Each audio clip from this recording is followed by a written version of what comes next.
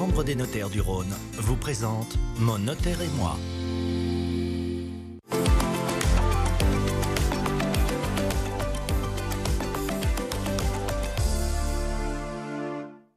Bonjour à tous, c'est Jean, j'espère que vous allez bien. Bienvenue dans ce nouveau numéro de Mon notaire et moi.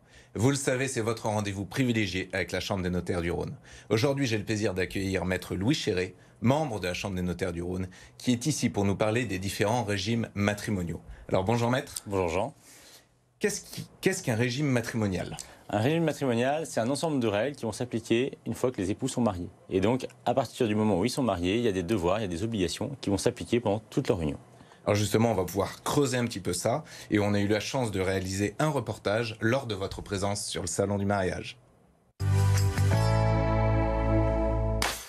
À Villefranche-sur-Saône, le week-end du 4 et 5 mars, la Chambre des notaires du Rhône s'était déplacée à l'occasion du salon du mariage.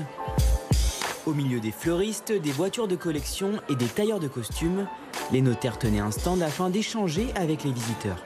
Notre objectif, c'est de renseigner les éventuels futurs époux sur le régime matrimonial légal, sur les différents types de contrats, comment ils peuvent anticiper telle ou telle situation. La demande étant fraîche, on ne s'était pas posé la question de savoir si on devait faire quelque chose. Donc on leur a plutôt demandé s'il y avait des démarches à faire particulières. Ça nous a bien renseigné et on sait qu'on n'a pas de choses particulières pour le coup à faire de notre côté. Pour Karine et Benjamin, le régime de la communauté légale semble donc leur convenir. Dans ce cas, sans contrat de mariage ni aucune formalité à accomplir, ils seront automatiquement soumis au régime de la communauté réduite aux acquêts. Pour tout autre régime, il convient de signer un contrat devant un notaire. Les gens, ils n'ont pas conscience souvent qu'il y a différents régimes matrimoniaux. Ils ont plutôt conscience parfois qu'on est en séparation de biens de façon automatique, puisque beaucoup de personnes sont pacsées avant leur mariage. Et quand on leur explique ça, dans 90% des cas, la communauté réduite aux acquêts correspond à leur volonté. Et puis parfois, dans 10% des cas à peu près, ce n'est pas forcément adapté à leur situation. Et donc on leur explique pourquoi il vaut mieux opter pour un autre régime. Le notaire est donc à vos côtés pour vous conseiller, vous aiguiller et s'adapter au cas par cas. Il y a des couples qui vont se marier pour la première fois. Il y en a d'autres qui sont à leur deuxième, troisième mariage. On a eu le cas tout à l'heure d'une dame. Et forcément, la réponse n'est pas la même. Et l'attente du conjoint n'est pas la même en fonction si c'est la première union ou la troisième. Alors Maître, on a vu qu'il existe différents régimes matrimoniaux. Est-ce qu'on est libre de choisir son régime ? Alors oui, on est libre de choisir et il faut choisir dans l'idéal dès le départ, puisque sinon on est soumis au régime légal, qui est la communauté réduite aux acquêts, et on peut choisir dès le départ un autre type de contrat. Donc forcément, ça passe par la contractualisation des engagements des époux, et on a donc la séparation de biens, la communauté universelle, et puis d'autres régimes qui sont un peu hybrides. Alors comment est-ce qu'il faut choisir ? Quels sont les critères entre guillemets ? Les critères, ça va dépendre de chacun. Ça va dépendre de sa conception déjà de l'union, de la volonté qu'on a. Est-ce qu'on veut tout mettre en commun ? Est-ce qu'on veut garder chacun son patrimoine séparé ? Est-ce qu'on a envie d'être libre, de pouvoir s'engager professionnellement sans engager les biens du conjoint ? Et dans ce cas-là, on regarde donc la situation personnelle des époux, la situation patrimoniale et la situation professionnelle. Donc on connaît deux régimes principaux, lesquels sont-elles ? Les deux régimes principaux, ça va être la séparation de biens, souvent on l'a en tête, c'est-à-dire qu'on a une séparation hermétique entre les patrimoines des deux époux. On va avoir sinon la communauté légale, donc sans contrat cette fois-ci. Donc là, cette fois-ci, c'est une communauté qu'on appelle réduite aux acquêts. Tout ce qui est économisé, épargné à compter du mariage devient commun. Le reste propre à chacun des époux. Et ça, c'est le régime qui est commun si on ne fait pas de contrat. Exactement, ça c'est le régime sans contrat. Et je reviens sur la séparation. Est-ce qu'on peut être en séparation et malgré tout acheter un bien, par exemple une résidence principale, en communauté ? Alors en communauté, non.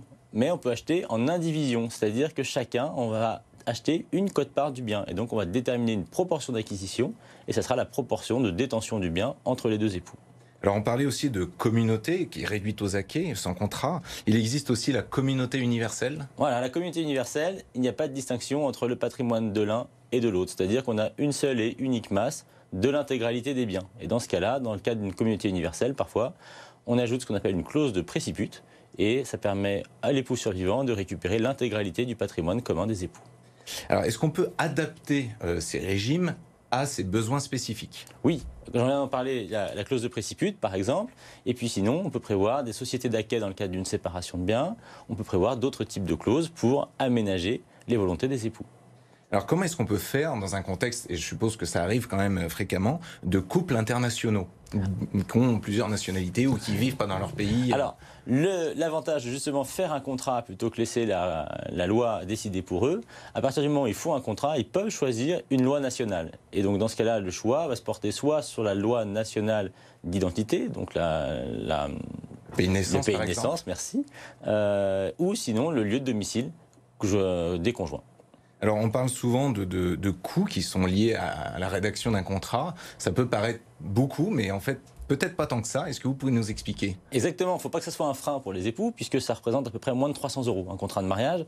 Donc c'est quand même quelque chose qui est important, puisque ça va permettre de connaître les modalités de répartition des biens pour les époux pendant toute leur vie. Donc par rapport au coût d'un mariage, 300 €, c'est pas grand-chose. Pas grand-chose. Eh ben, merci beaucoup, Maître, pour cette présentation. Je vous en prie. Merci à vous d'avoir suivi cette émission. Et n'oubliez pas, on se retrouve dans un mois pour un nouveau numéro de Mon Notaire et moi. Et d'ici là, restez connectés sur BFM Lyon.